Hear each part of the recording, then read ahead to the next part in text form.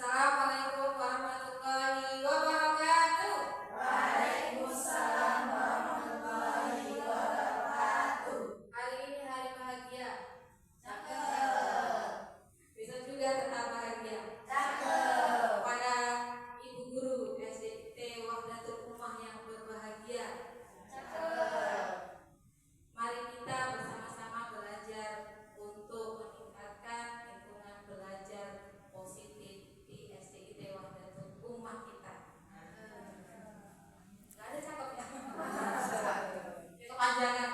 Oke Bapak Ibu, Ibu guru ya, bapaknya nggak ada. Oke Ibu guru SDT Wahdatul Ummah Kampus 2, terima kasih untuk kesempatan siang hari ini. Meluangkan waktunya ya untuk mengikuti kegiatan diseminasi budaya positif. Diseminasi ini adalah penyebaran pemahaman ya Bapak Ibu terkait budaya positif di insya Allah yang akan kita laksanakan di SDT Wahdatul Ummah. Saya Fitrianingsih selaku CGP Angkatan 11 dari SD Wahdatul Ummah. Dalam hal ini memang ini adalah tugas saya diberikan tugas atau amanah untuk memberikan pemahaman kepada Bapak Ibu guru, Dewan Guru yang ada di SDT Wahdatul Ummah terkait budaya positif. Sebelum kita membahas lebih lanjut tentang destinasi budaya positif, apakah Bapak Ibu pernah mendengar kata budaya positif? Halo? Kayaknya ini ya masih tegang gitu ya. Kita SBK dulu lah ya. SBK-nya mau senam apa mau ini? Diam aja. Diam aja. Oke, silakan berdiri kalau diam. Pasangan dua-dua ya. Silakan berpasangan dua-dua. Kan mau diam aja. Silakan berpasangan dua-dua. Pasangan dua-dua. Siap? Oke, siap. Jadi silakan nanti cara mainnya angkat tangannya ya, disembunyikan di belakang, boleh di mana terserah gitu ya. Nah kemudian secara bersamaan ketika saya hitung 1, 2, 3, keluarkan berapapun angka yang Bapak Ibu inginkan. Misalnya 2 ya 2, berarti 2 kalau satunya ada 1 berarti 3 gitu ya. Siapa yang duluan itu ya? Yang menang. Oke. Yang kalah langsung duduk. Siap? Oke, siap. 1, 2, 3. Kalau bareng diulangi lagi sampai ketemu. 1, 2, 3. 3. Berarti duduk, sama-sama duduk. Oke, cari pasangan yang ini ya. Ya, 1, 2, 3. Dari sama Bu Farah. Bu Konita salam ya. Siap? 1, 2, 3. Terakhir. Lihat pasangan Bu. Kampus 1 dan kampus 2. Siap? 1, 2, 3. Siapa menangnya? Boleh dijawab. Ya Allah kan tempatnya di kampus 1. Jadi kampus 2 kampus 1-nya mengalah. Ya, Masya Allah. Terima kasih Bapak Ibu. SBP-nya ada yang tahu tadi budaya positif apa? Angkat tangan. Budaya positif. Yang pernah dengar budaya positif? Kita punya ini ya. Punya juga budaya. Nah, apa yang Bapak Ibu perlu ketahui tentang budaya positif? Jadi, budaya positif itu adalah nilai-nilai kebajikan yang universal Bapak Ibu. Dan kita SDT juga punya nilai itu yang sudah kita sepakati bersama. Nah, kita kenal dengan value SDT Wahdatul Ummah. Oke, coba. Value SDT WU. Santun, disiplin, ikhlas, tanggung jawab. Masya Allah. Itu Bapak Ibu nilai-nilai kebajikan. Jadi budaya positif ini adalah nilai-nilai kebajikan yang universal yang akan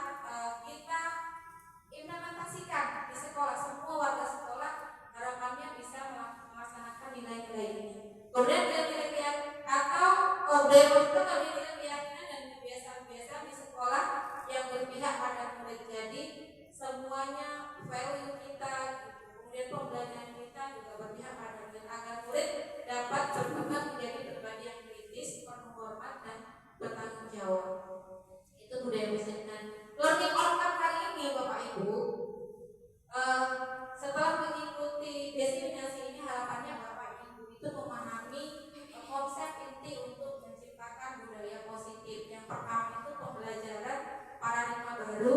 Kemudian yang kedua disiplin positif, yang ketiga motivasi perilaku manusia, kemudian kebutuhan dasar manusia, posisi kontrol manusia, keyakinan kelas, dan terakhir ketiga restitusi. Harapannya setelah ini Bapak Ibu memahami ketujuh konsep inti budaya positif. Nah, ini pembelajaran paradigma baru. Kita adalah sekarang terkenal dengan implementasi kurikulum merdeka, Bapak Ibu ya. Apa sih yang Bapak ketahui, Bapak Ibu perlu ketahui tentang pembelajaran paradigma baru? Ada yang mau jawab? Pembelajarannya bagaimana kalau kurikulum merdeka? Silakan Guru. Kurikulum merdeka itu pembelajarannya berpusat kepada murid, jadi bukan teacher center lagi, yang mana metode itu tidak hanya ceramah. Masya Allah, kita kasih aplaus dulu. Masya Allah, biasa. Terima kasih Ibu Rona. Ya benar. Pembelajaran paradigma baru itu adalah merupakan pembelajaran yang dirancang berdasarkan prinsip pembelajaran berdiferensiasi. Nah, ini yang sering kita dengar. Pernah dengar nggak Ibu pembelajaran berdiferensiasi? Oh ya, pernah dengar. Bahkan melakukan kayaknya ya, sederhana. Sehingga murid belajar sesuai dengan kebutuhannya berdasarkan tahap perkembangannya sesuai dengan teori psikolog modern untuk mewujudkan profil pelajar Pancasila. Akhirnya di tujuan akhirnya adalah mewujudkan profil pelajar Pancasila. Oke, lanjut Bapak Ibu, kita ke yang tadi tentang pembelajaran paradigma baru berpusat pada murid. Berarti guru itu adalah mengajar pada murid. Bagaimana pembelajaran di sekolah itu mengakomodir semua kebutuhan murid. Kemudian disiplin positif. Nah, ini kita ngomongin lagi Bapak Ibu ya. Anda dan teman Anda akan melakukan kegiatan cobalah buka. Nah, game-nya ini cobalah buka. Cobalah buka. Anda adalah A, berarti ada yang A, ada yang B. Berarti bukan A yang mana, yang B yang mana. Pasangan ya berarti ya. Tugas Anda adalah mengepalkan salah satu tangan Anda. Coba Anda bayangkan bahwa Anda menyimpan sesuatu yang sangat berharga di dalam kepala tangan Anda. Anda perlu menjaga benda tersebut sekuat tenaga Anda karena begitu pentingnya untuk kehidupan Anda. Kita bayangkan kita ada emas 10 gram gitu ya, di kepala gitu ya. Kemudian tugas yang B adalah mencoba dengan segala cara untuk membuka kepala tangan Anda. Teman Anda B ini boleh membujuk, boleh menghadik, boleh mengintimidasi, boleh memarahi, boleh menggoda, boleh kritik gitu kan, yang terbuka di kepalanya gitu. Bahkan nawari Anda uang gitu. Agar Anda bersedia membuka kepala tangan Anda. Oke, yuk siapa tentukan? Siapa A, siapa B? Pasangan. Silakan. Siapa A, siapa B? Satu yang merayu, satu yang megang emasnya 10 gram gitu ya. 50 gram gitu ya. 50 gram dengan barang-barang ya. Siap? Siap?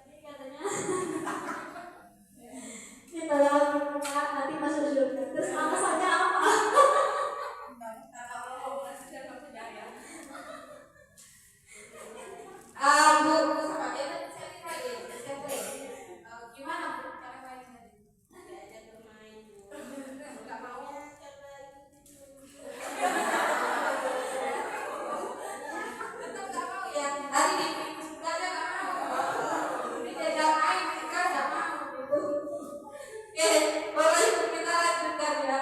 Nah pertanyaannya, nih, apakah Anda atau B membuka kepala tangan Anda? Tadi buka enggak? Enggak. Kenapa tadi nggak dibuka? Aku diambil emasnya, Bu. Takut diambil emasnya ya? Takut diambil emasnya. Yang kedua, apakah Anda atau B menutup kepala tangan Anda? Ditutup ke depan ya? Tetap ditutup. Mengapa jawabannya? Biar nggak keluar. Yang kepala tadi kenapa tetap ditutup? Karena barang berharga. Karena Mungkin nggak boleh orang lain. Masya Allah, keren. Kemudian dalam kegiatan ini sesungguhnya siapa yang memegang kendali atau kontrol untuk membuka atau menutup kepala? Siapa yang memegang kendali? Diri sendiri ya, yang bisa mengontrol membuka dan menutup tadi kita sendiri kan. Posisi kontrolnya dari kita sendiri. Buronan yang ingin surga aja. Ustaz Tri project mainan kan nggak mau gitu, karena memang dia nggak ada niatan untuk membuka gitu. Nah menurut Dr. William Glaser ada beberapa miskonsepsi terkait teori kontrol. Jadi miskonsepsi ini yang pertama itu guru itu mengontrol murid. Guru itu ilusinya ya, dia yang mampu mengontrol murid. Itu miskonsepsinya. Ternyata kita bisa mengontrol murid nggak? Enggak. Ternyata kita udah ngancam ini pakai hadiah, kasih bintang, masih ada nggak siswa yang nggak kerjain tugas? Masih. Karena kenapa?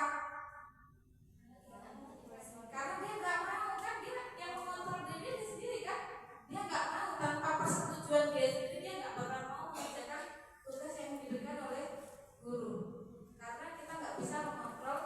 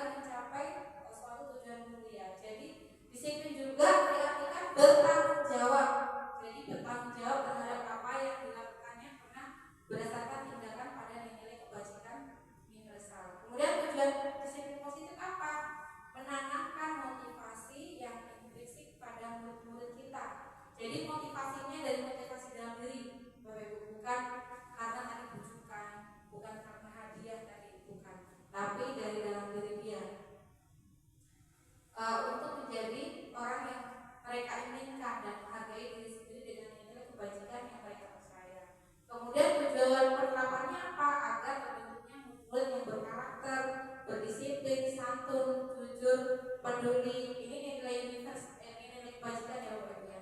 Dan merupakan pembelajar sepanjang hayat sesuai dengan SKL yang diharapkan.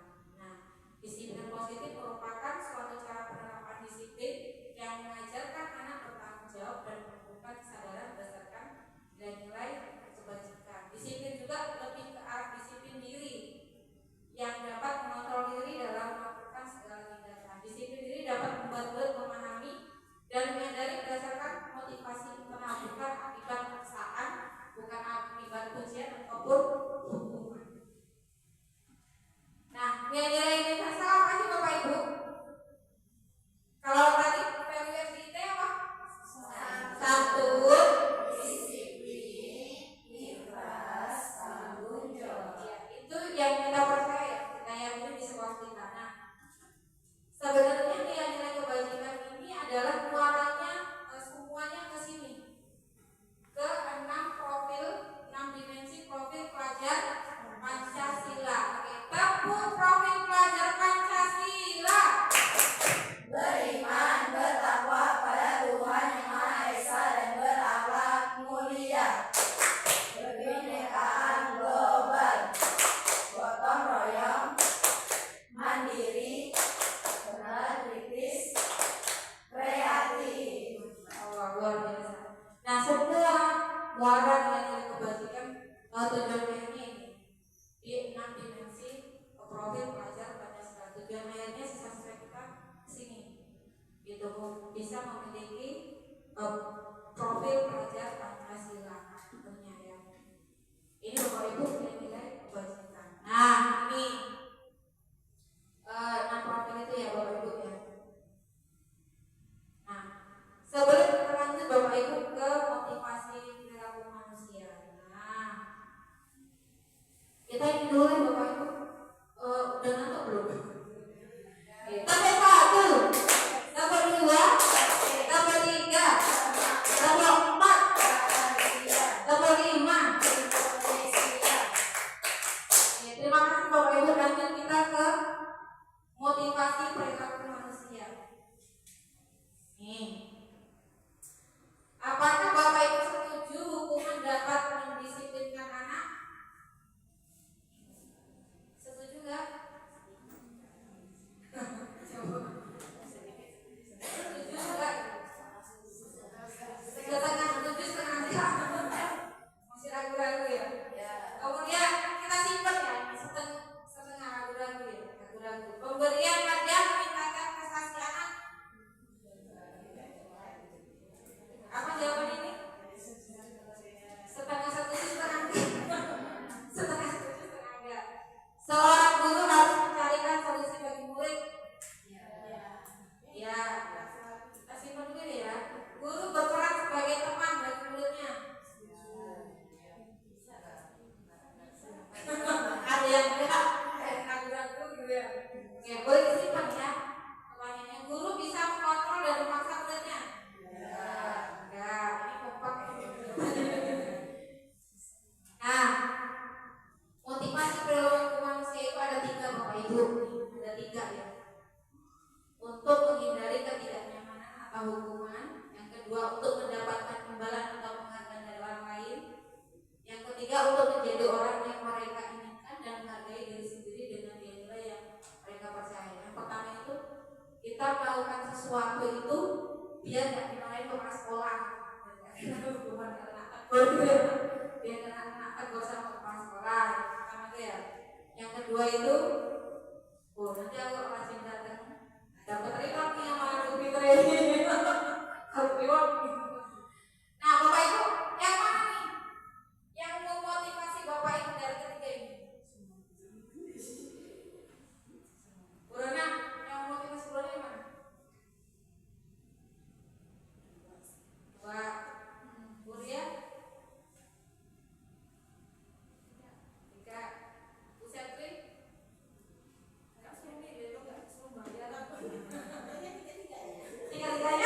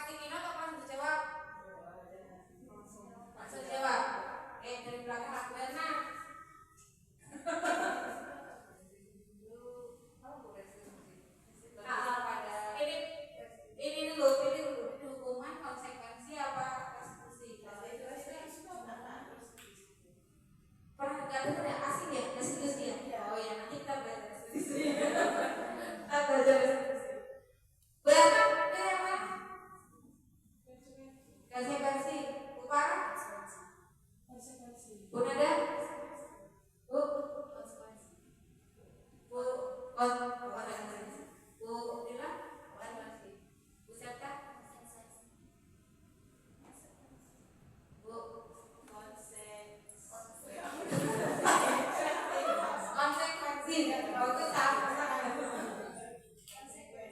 Bukan.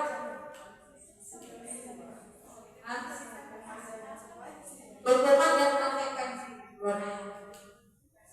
Oke, sekarang saya akan tampilkan Bapak Ibu apa sih perbedaan antara hukuman, konsekuensi dan restitusi.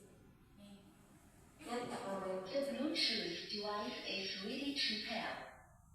Nah, ya tadi ya. Gede ya. Nih, ini hukuman, perbedaan hukuman, konsekuensi dan restitusi. Kalau hukuman sesuatu yang menyakitkan harus terjadi. Kalau konsekuensi sesuatu harus terjadi. Restitusi merupakan pilihan. Kemudian di hukuman tidak nyaman untuk murid, anak untuk jangka waktu panjang. Konsekuensi tidak nyaman untuk murid, anak untuk jangka waktu pendek. Restitusi menguatkan untuk murid, anak dalam jangka waktu panjang.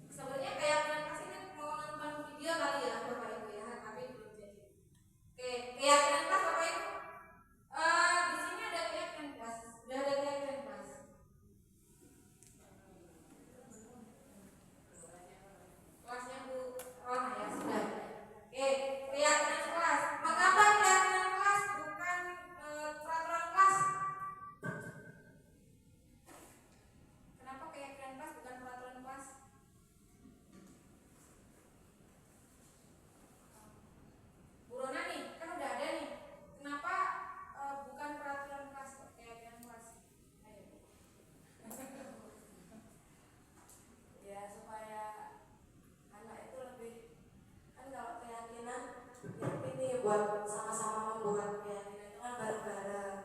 Jadi kemarin itu buat tidak datang tepat waktu, memakai seragam sesuai jadwal. Nah, jadi anak-anak itu bisa yakin, bahasanya intinya kayak kesepakatan bersama kalau kayak Iya, benar.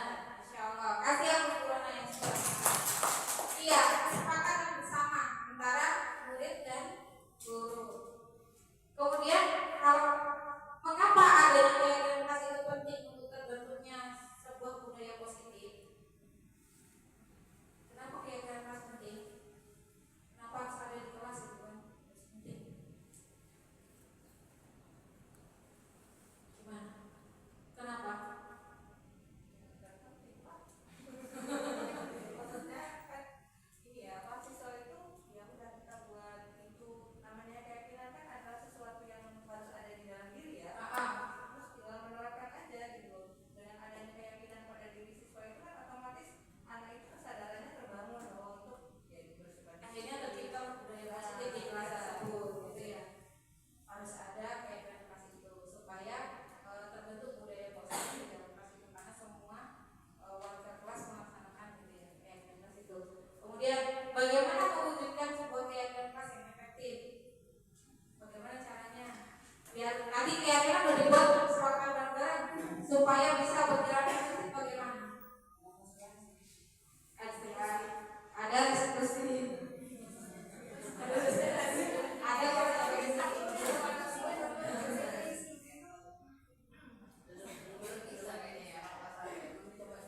belum dicoba ya, belum dicoba. Iya, kemarin saya cobanya di kelas itu mas berapa? Kelas 3 ya, coba di kelas 3 ya. Itu kelas 2 belum dicoba. Iya. Kemudian kita lanjutkan keyakinan kelas. Mengapa kita memiliki peraturan? Kenapa ini keyakinan kelas ya? Kita jawab bareng. Mengapa kita memiliki peraturan tentang penggunaan helm pada saat mengendarai roda 2? Apa keyakinan? Kenapa sih kita pakai helm? Biar aman, biar selamat gitu ya. Selamat gitu ya, biar aman gitu. Karena biar selamat gitu ya. Kemudian mengapa kita memiliki peraturan tentang penggunaan masker dan mencuci tangan setiap saat? Apa keyakinannya? Menjaga kesehatan, menjaga kesehatan. Nah, nilai-nilai keselamatan dan kesehatan inilah yang disebut sebagai suatu keyakinan. Gitu. Tadi kan pakai helm biar selamat, pakai masker biar sehat, gitu kan ya? Ini yang disebut dengan keyakinan tadi, keyakinan dari dalam diri, yaitu nilai kebajikan universal yang disepakati secara tersurat dan tersirat. Jadi lepas dari latar belakang suku, negara, bahasa maupun agama. Jadi disepakati semua antara guru dan murid. Gitu. Kita lanjut prosedurnya. Prosedur pembentukan keyakinan kelas.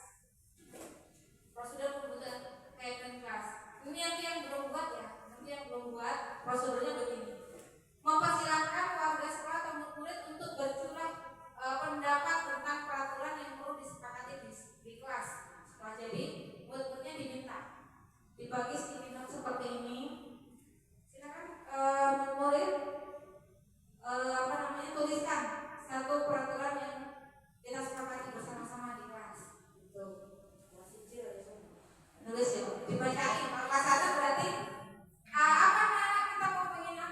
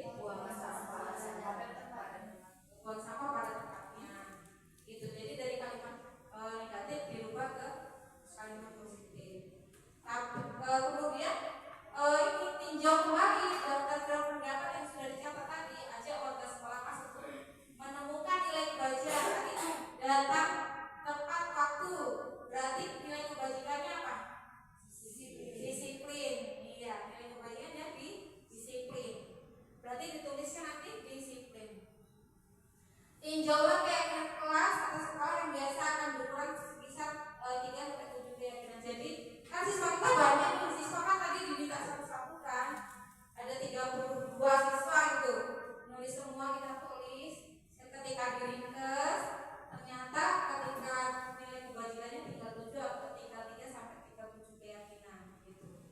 Kemudian setelah selesai dibuat, semua warga kelas sekolah diminta untuk menandatangani, termasuk guru. Jadi guru yang masuk di kelas itu juga menandatangani. Biar bagus itu pakai ini. Kalau kelas 1 kan belum bisa tanda tangan, pakai cap tempel gitu. Jadi bias pinggir-pinggirnya kayak jadi biasa gitu. Itu cap tempel. Kemudian selanjutnya keyakinan kelas ditempelkan di tempat yang mudah semua orang bisa melihat, seperti ini, seperti bintang prestasi. Nah, semua orang bisa melihat. Itu prosedurnya. Nanti Bapak Ibu guru yang belum melaksanakan nanti bisa langsung dipraktekkan. Nah, kita lanjut ke 5 posisi kontrol. Bagaimana kabarnya Bapak Guru hebat? Alhamdulillah. Tetap semangat mengajar di WU, menjadi guru, mengajar di WU karena Allah. Masya Allah, luar biasa. Hari ini karena Allah juga kita di sini ya. Iya. 5 posisi kontrol. Berdasarkan riset William Blazer, Dian Dozen menyimpulkan ada 5 posisi kontrol yang diterapkan oleh guru di sekolah ya, sebagai pembentuk, sebagai pembuat merasa bersalah, sebagai teman, sebagai pemantau, sebagai manajer. Yuk dipilih, Bapak Ibu, Bu Rona. Pilih mana posisi kontrol sama ini. Kalau menyelesaikan masalah tablet, posisinya di posisi mana? Penghukum, membuat merasa bersalah, teman, pemantau, atau manajer? Teman. Kuliah? Teman. Bu Setri? Manajer. Bu Marita? Teman. Bu Septa? Teman. Bu Ani? Ada teman kan ada manajer? Teman. Bu Dita? Teman. Nah, Bu Nanda? Teman.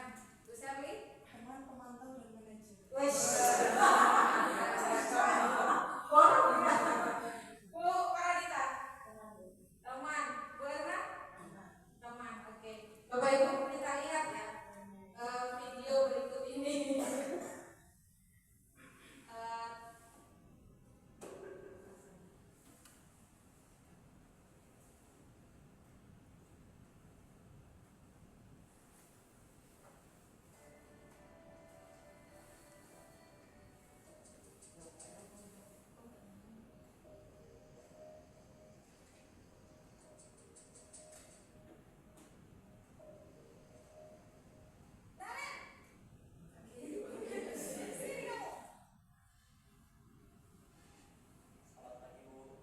Selalu terlambat. Kamu deh, pasti terlambat. Apa? Apa coba? Ini penghukum ya posisinya ya. Kapan sih kamu tidak terlambat? Malas sekali ya kamu jadi anak. Dasar pemalas. Gak kapok-kapok sih kamu. Sudah berapa kali terlambat? Sana, kamu keliling lapangan basket 2 kali. Kenapa saya harus beli lapangan basket, Bu? Kenapa? Kamu melawan ibu. FM tender. Berani-beraninya The Bluetooth device is ready to pair. Masih berani jawab pula. Sekarang keliling lapangan basket 5 kali sekalian. Biar kapok.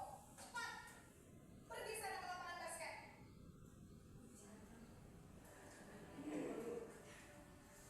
Ini posisi pembuat merasa bersalah.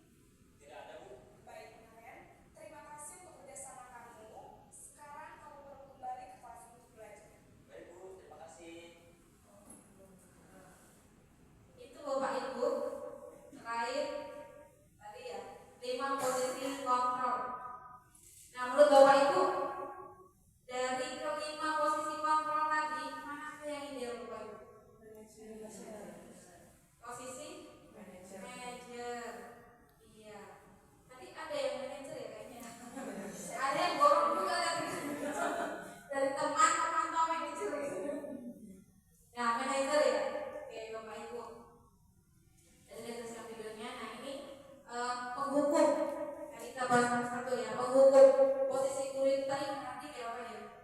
Kita lihat di video tadi, menghardik, menunjuk, membentak, ya kasih pinggang, kemudian hukumannya ya verbal, omongan tadi kalau tadi di video omongan ya, kalau fisik enggak.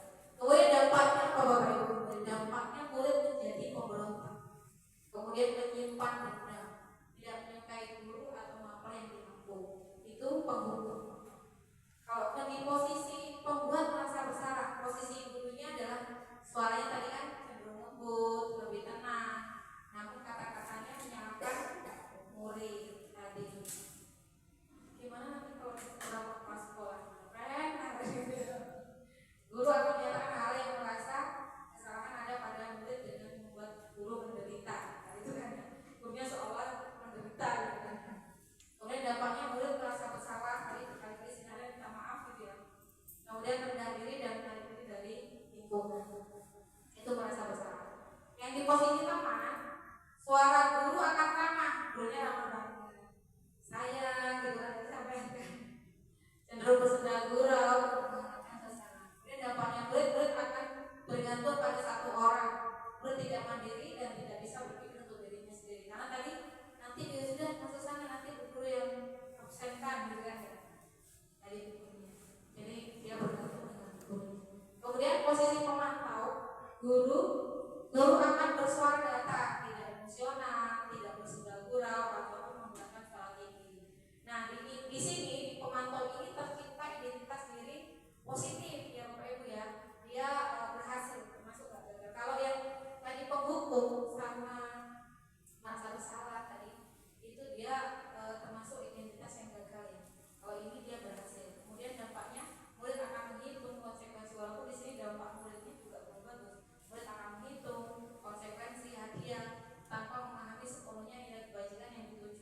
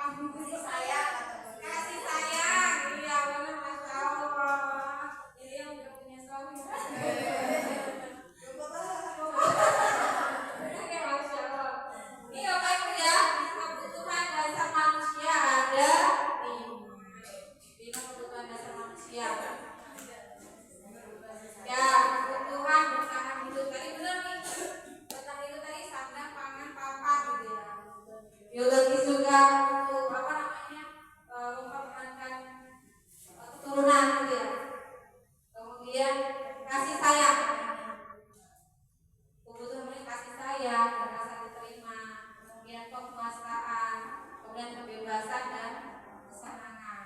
Itu 5 kebutuhan dasar manusia. Ini kelima kebutuhan dasar menurut kita di sekolah, Bapak Ibu.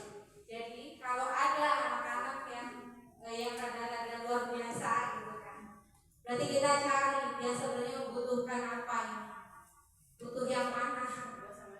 Murid kita ini butuh yang mana yang luar biasa itu, butuh kebutuhan dasar yang mana yang belum dilengkapi oleh orang tuanya, yang dia mencari pelarian ke sekolah kebutuhannya. Nah ini Bapak Ibu 5 kebutuhan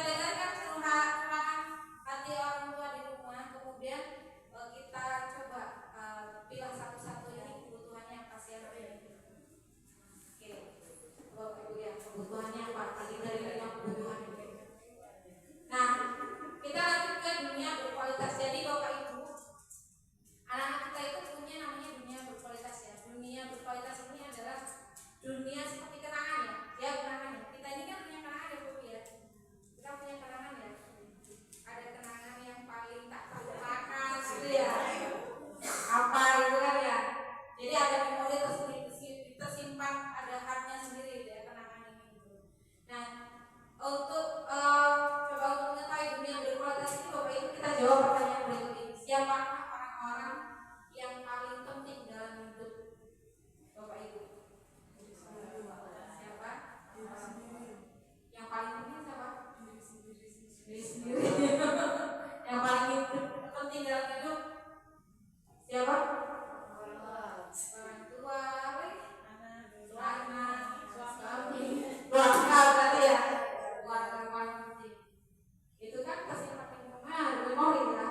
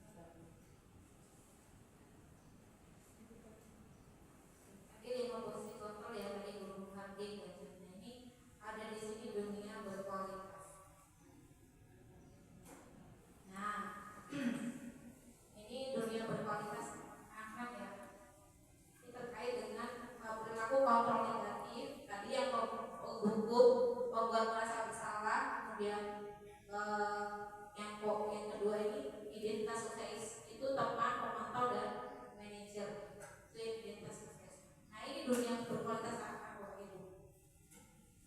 Kalau yang hukum tadi murid kan gurunya di luar dunia berkualitas mereka. Kalau yang tadi hukum ya. Yang ini merasa bersalah, murid meletakkan guru di dalam dunia berkualitasnya.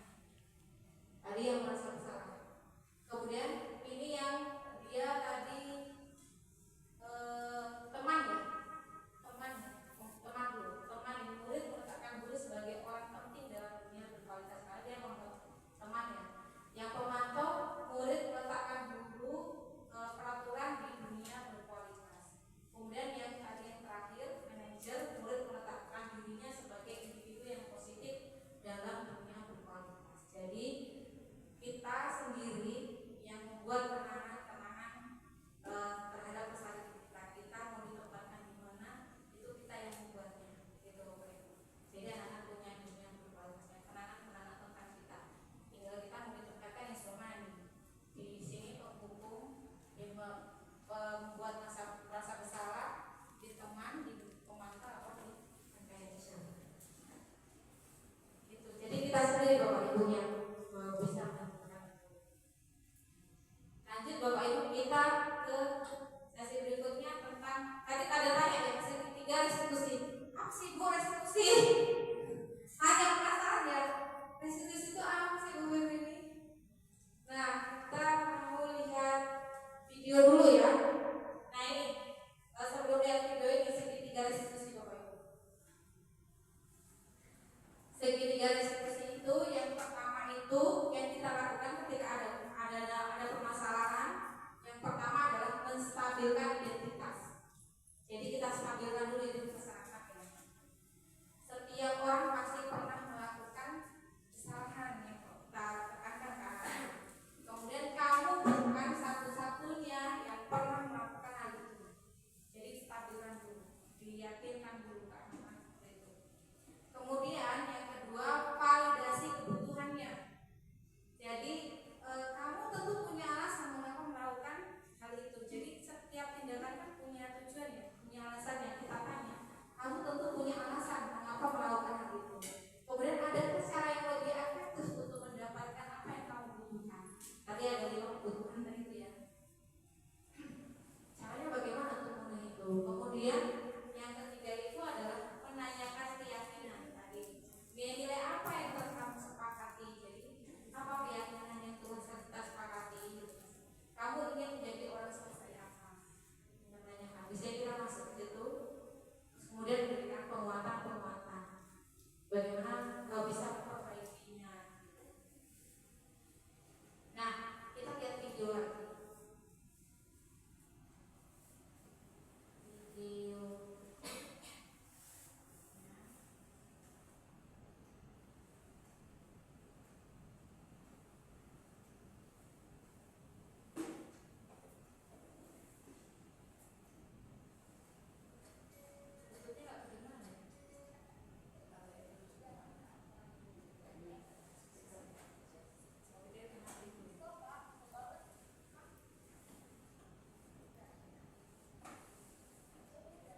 The Bluetooth device is ready to pair.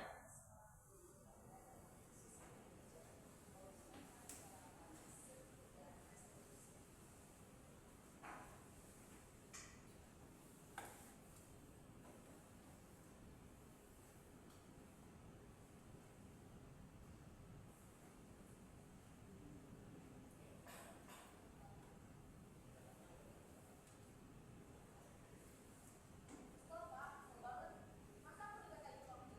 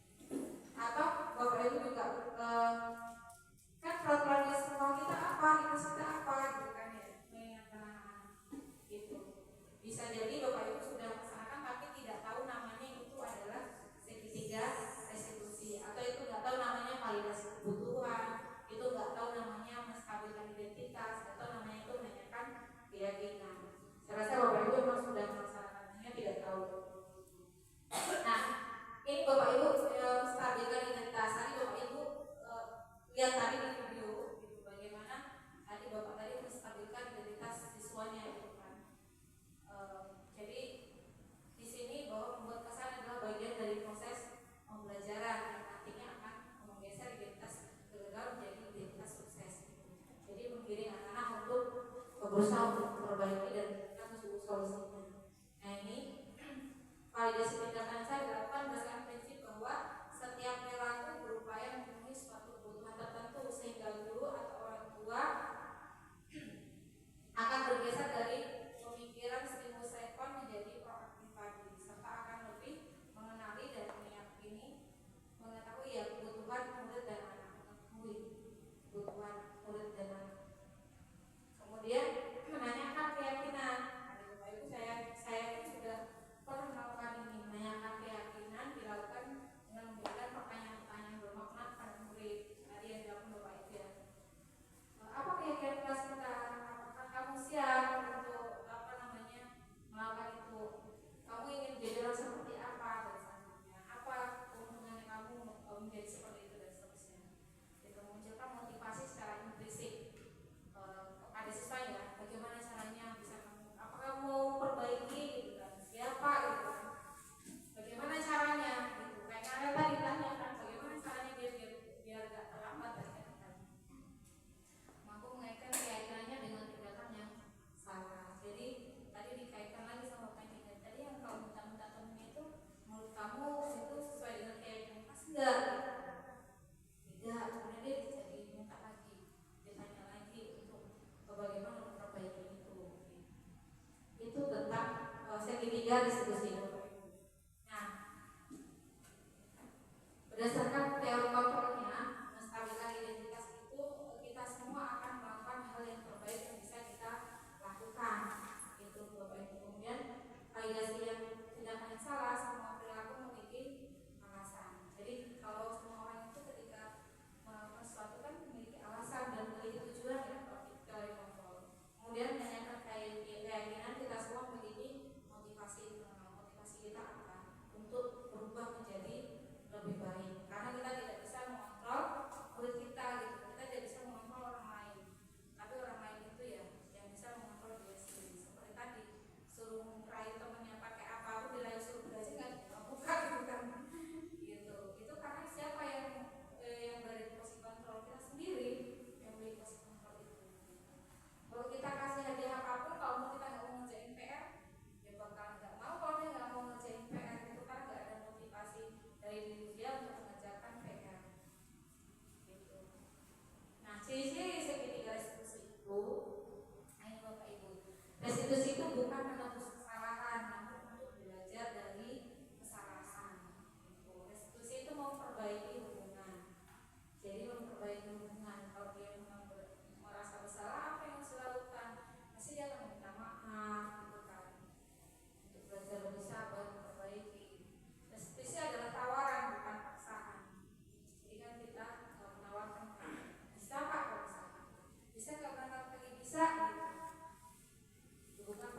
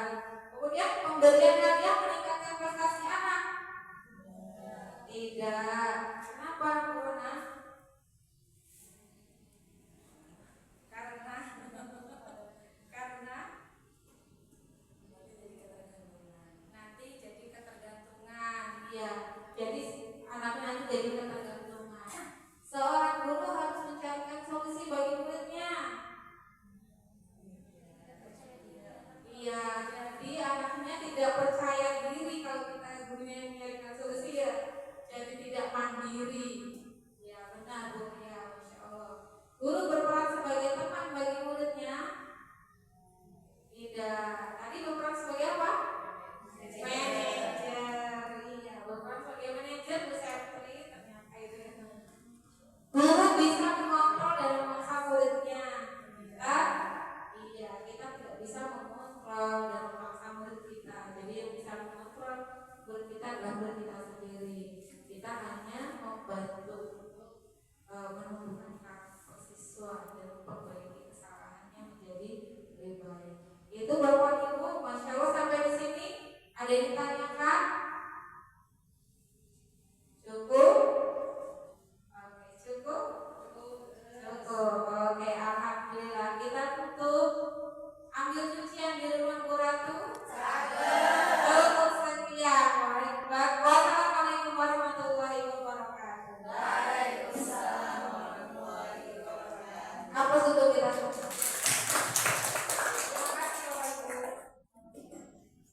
Assalamualaikum warahmatullahi wabarakatuh.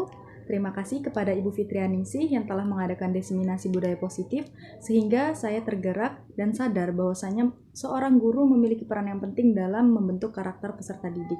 Semoga kedepannya para guru di seluruh Indonesia memiliki kompetensi yang baik dalam menciptakan lingkungan budaya yang positif di sekolah. Assalamualaikum. Assalamualaikum warahmatullahi wabarakatuh.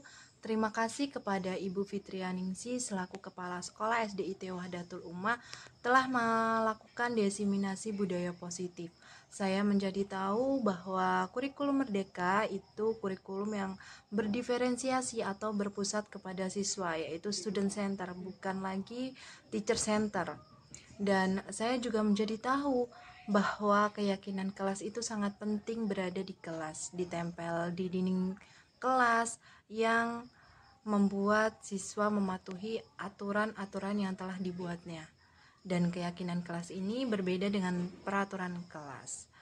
Kemudian saya juga menjadi tahu bahwa guru itu bukanlah sebagai seorang teman, tetapi sebagai seorang manajer yang ketika ada suatu permasalahan di kelas akan diselesaikan dan diberikan sebuah solusi oleh guru tersebut.